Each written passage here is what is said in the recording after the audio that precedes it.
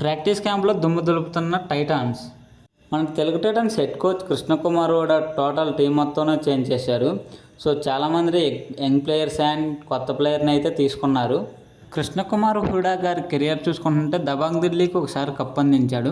So season 11లో మనకి Telugu Titans head కోచ్గా వచ్చాడు.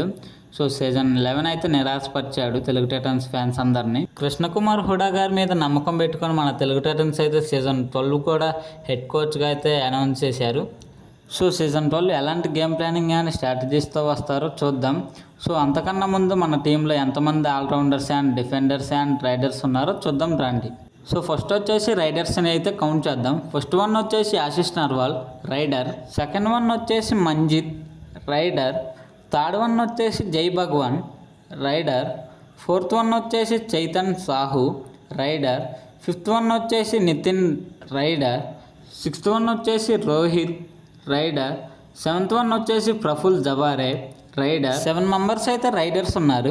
సో ఆల్రౌండర్స్ ఎంతమంది ఉన్నారో చూద్దామండి. ఫస్ట్ వన్ వచ్చేసి Vijay Malik, allrounder. Second one వచ్చేసి Bharat Hooda, allrounder.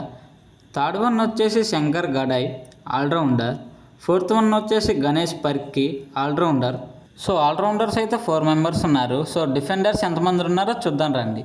First one వచ్చేసి Shubham Shinde, defender. Second one వచ్చేసి అమన్, డిఫెండర్.